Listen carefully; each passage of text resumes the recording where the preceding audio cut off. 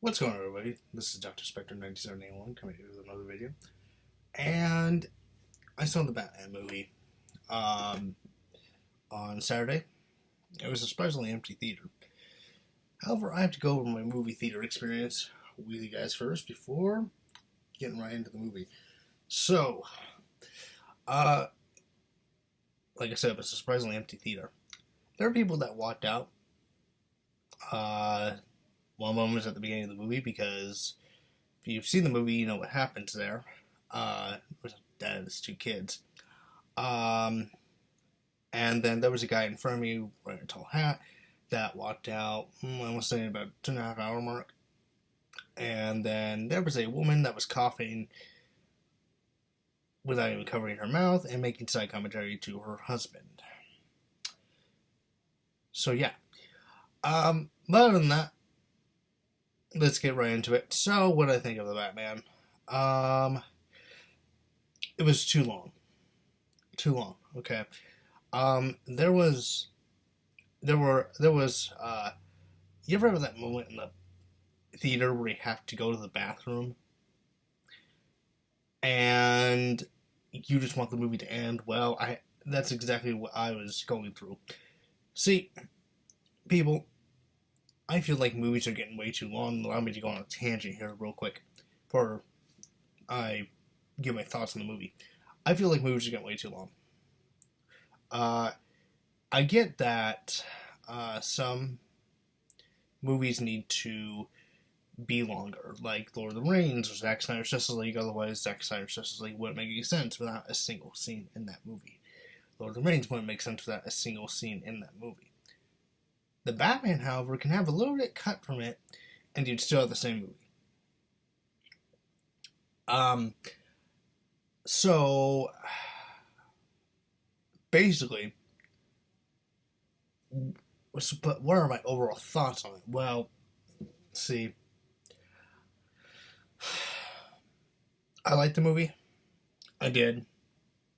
And I enjoyed it. Do I think it's the best Batman movie of all time to top The Dark Knight and the Christopher Nolan trilogy? No. No. In fact, I'd go as far as to say it's the same exact shit that I've seen a billion times. Batman at its beginnings. Batman taking down the Mafia.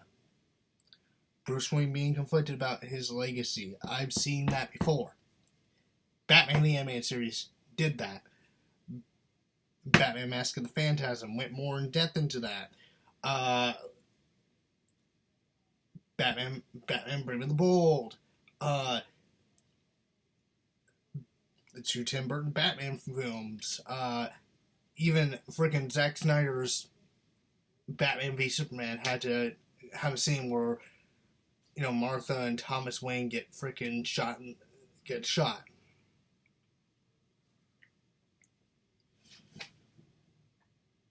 Oh, and then, excuse me. There you go. Decided to burp there. Excuse me. But, and I was gonna give one more example. Even the Joker gave us a scene where Thomas and Martha Wayne were shot. Do you see my problem here, people? We're getting the exact same origin story over and over and over and over and over and over and over and over again. It's like a fucking merry-go-round, okay? Look, I get that Batman fanboys are jizzing in their pants, going, oh my god, they're finally doing a Detective Batman. Man, yeah, there's like no flaws in this movie, man. There'll be no one to talk to Heath Ledger's Joker, man. Look, I'm not knocking on Heath Ledger or anything, but have you guys seen Batman the Animated Series? Have you heard Mark Hamill's voice? Because I don't think you have. Because when I think of best Jokers, I think of Mark Hamill. I'm not hearing Heath Ledger's Joker when I'm reading a Batman comic book. I'm not hearing Robert Pattinson or Christian Bale's voice when I read a Batman comic book. You know what I'm hearing? Kevin Conroy, Mark Hamill, the Batman the Animated Series cast, because that casting was great. Now,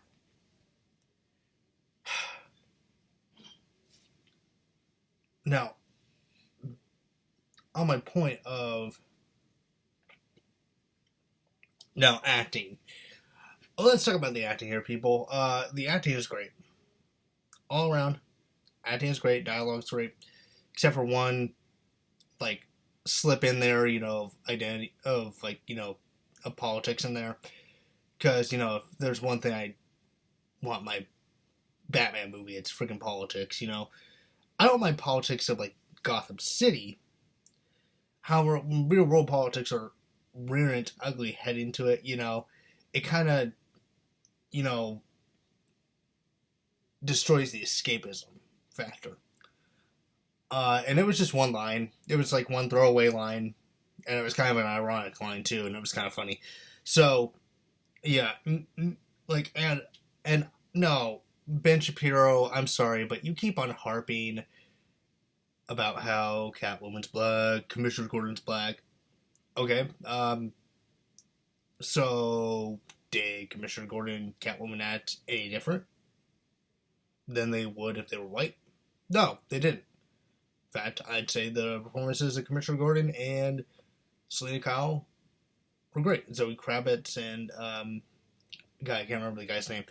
The guy from Westworld. He was great. And also he plays Felix Leiter in the Daniel Craig era James Bond movie, so he was good. Robert Pattinson. Now, this is a very interesting one because I'm gonna say I used to be a twihard. Not gonna lie. Robert Pattinson, Daryl Lautner, loved all those guys. So, what do I think of him being Batman? Well, like the rest of the internet, I was like, are we really getting Edward Cullen to be freaking Batman? Because I don't see it. Then when that trailer came out, I was like, okay, I need to stop judging.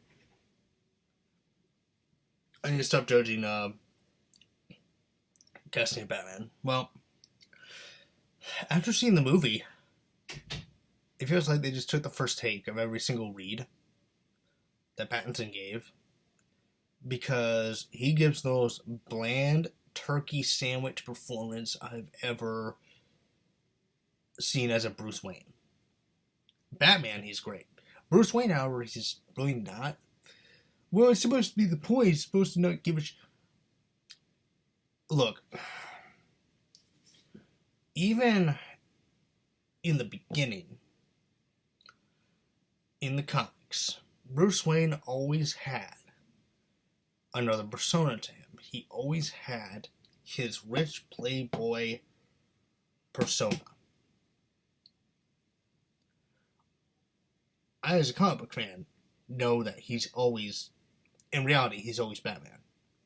Bruce Wayne died with his parents in Crime Alley. However,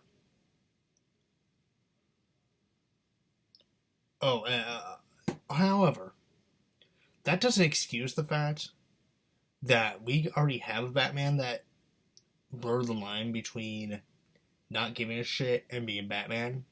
His name was Michael Keaton, and he did it a lot better. So, yeah. Funny, a Batman that doesn't kill people. Have you read a comic book before? Because I'm pretty sure Batman kills indirectly all the time. He causes most of his rogues gallery, if you look at it, very, very closely. Indirectly or through his actions.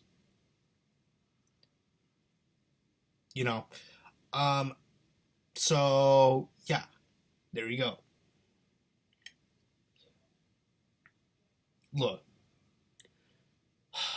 It's the same Batman story that I have seen over and over and over again. Like I said, it's like a merry-go-round. It all ends in the same point.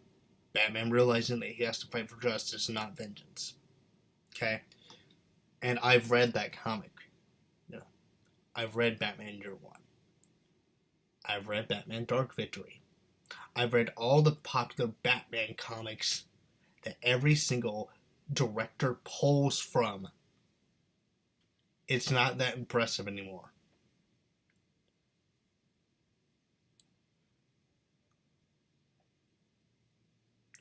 The reason why it's not that impressive anymore is because I have read, pun not intended, beyond the origin story of Batman. And there are great comics from that. There's The Long Halloween, Dark Victory, there's The Killing Joke, there's The Court of Owls, there's The Court of Owls, City of Owls, there's Death of the Family, Death of the Family. A lot of stories involving Robin. When are we going to get a Robin-centered movie again? Okay, Batman and Robin. Here's a simple origin story for Batman and Robin fans. Here we go. Dick Grayson's parents get killed while they're in an acrobatics act by a gangster. And even Joel Schumacher got that right. How come we had to see Bruce Wayne's parents get shot in Crime Alley for the billionth time, but we can't see Dick Grayson's parents get killed again? And have Bruce Wayne adopt this boy and to train him to fight crime so that he can channel his rage. I thought they were going to do that with some stuff that goes on in this movie. But no. And also, I want to say this. Robert Pattinson looks dirty and grimy as Bruce Wayne. Okay, look. Oh, but he's clean shaven. No.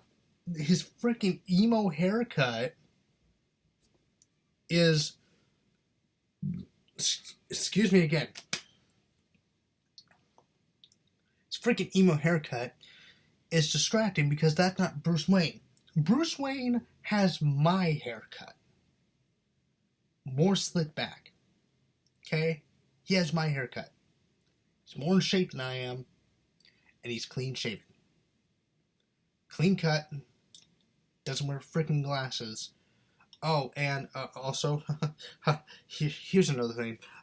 Matt Reeves, when you say Superman doesn't fit into Batman's world, that's an insult to comic book fans, because Superman does fit into Batman's world. You want to know how? They have one of the best friendships in comic book history. And you know what? We're never going to get that adapted. Ever again. You know why? Because some chucklefuck decided, hey, we're gonna fuck up the first time that Batman and Superman show up on screen together in live action form. Yeah. So we're not gonna get that adapted again. But you know what? You know what I love reading is the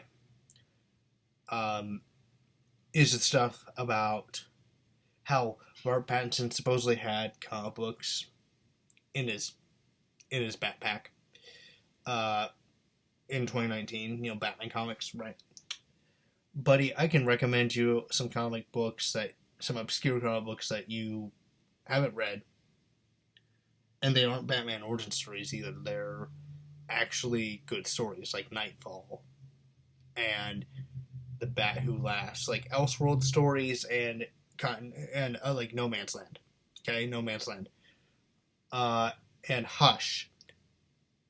And by the way, when are we going to get a Hush adaptation? Okay, if you wanted to adapt Batman's origin story a little bit, you could have done the Hush storyline. Hush was great. That was also written by Jeff Loeb and Tim Sale, and Jeff Loeb wrote Batman: The Long Halloween, Batman: Dark Victory, Batman: Haunted Night, which had the Scarecrow in it. By the way, when are we gonna give Scarecrow a chance again? Because after playing the Batman Arkham games, this villain needs another shot. Make Scarecrow have a hallucinogenic drug that literally causes you to see your worst fear. It's not that hard. Oh, but Christopher Nolan already did. Christopher Nolan didn't do jack shit with that. You didn't get Batman facing his worst fear. No, you didn't. You got him get tased by Rachel Ross.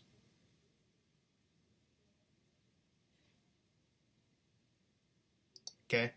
You had him get tased while he was on horseback. That was the defeat of our big villain, everyone.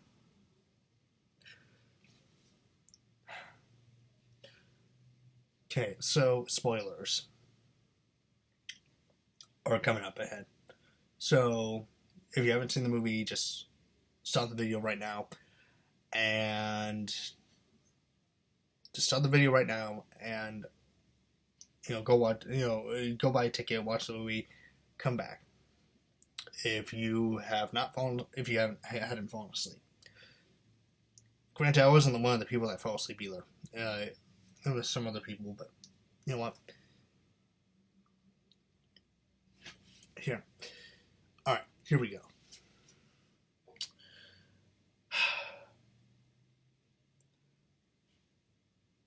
Where do I begin?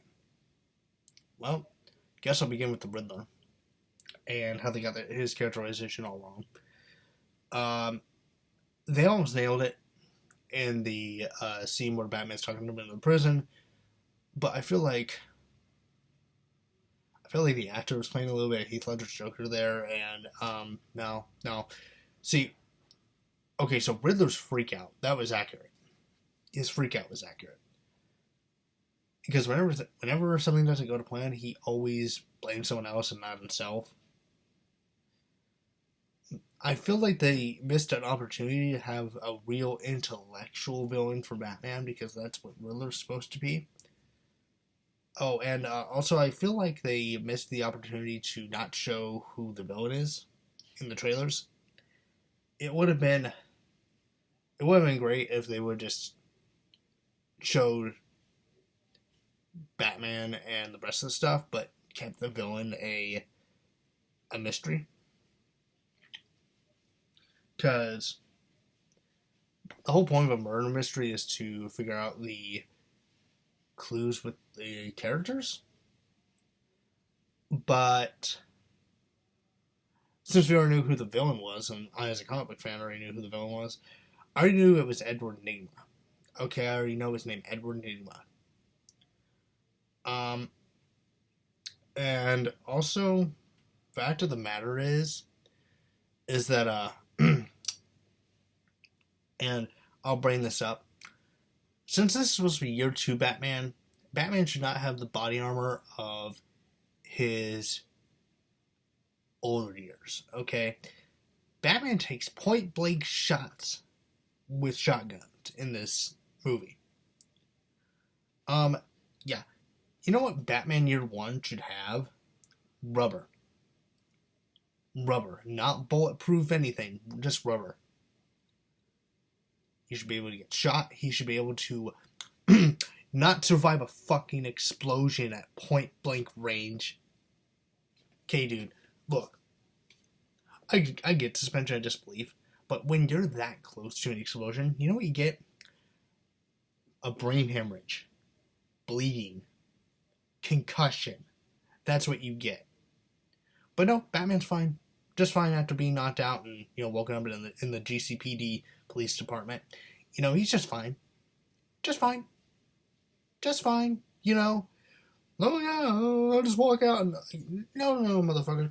More like he walks out and then he collapses and starts convulsing because of the brain hemorrhage that he suffered because of being an inch away from an explosion and hitting his head hard on the ground. Stuff that a normal human being wouldn't survive. And, people say Batman's supposed to be a normal human being. No, he has plot armor. Normal human beings are like John McClane. Before A Good Day to Die Hard. But anyway. Excuse me again. I drank some Diet Coke before this, guys, so sorry. But, man, look, man. And also having Riddler get caught because he wanted to get caught. It should just be Batman finding out who he is, and Riddler just freaking out because he got defeated, got outsmarted. That should have been it. Instead, we have a forced climax which had the movie gone for another 30 minutes. It would have been cooler if, Batman used his detective skills to figure out when and where those bombs were going to go off. Kind of like in the video games, using his freaking detective mode and shit so that, he could actually be a detective and not just be a side character in his own movie. And I had to mention Colin Farrell. I did not recognize him.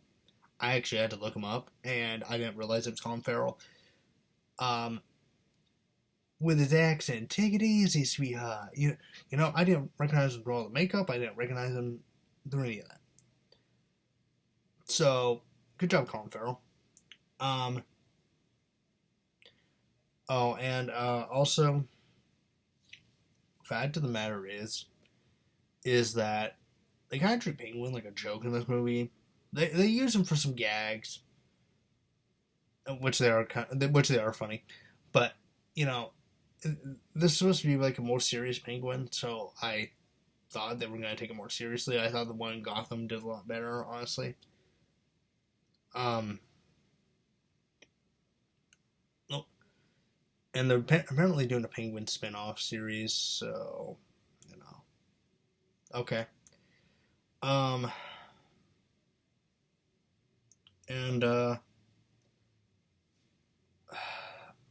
me just address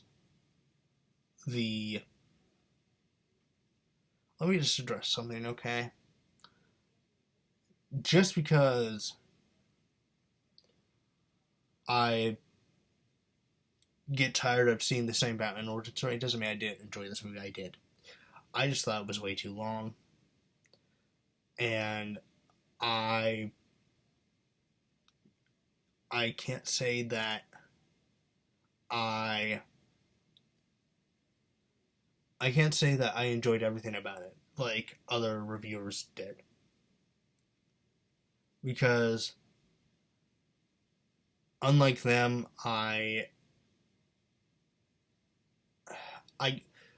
guess what I'm trying to say here is that the reason why we keep on getting the same stuff is because people keep on asking for the same stuff. They won't say enough is enough because they're too busy jerking themselves off to this notion that, Batman's a detective now. I've read better murder mysteries on the toilet. And this is a ripoff of Seven. And, I'm sorry, it's a ripoff of Seven. If you wanted to go for Seven tone, that's fine, but you don't rip it off. If you want to go full on noir, go full on noir. There should be a Batman movie with full on Sin City style narration, action scenes, everything. That would work for a Batman movie. Adapt Hush. It'll work. So, anyway, comment down below. Let me know what you thought of the movie. And I will see you guys in the next video. I really like the movie. Just to reiterate, I have a lot of problems with people just, suckling the teat of every single Batman iteration ever made. So I'll see you guys in the next video.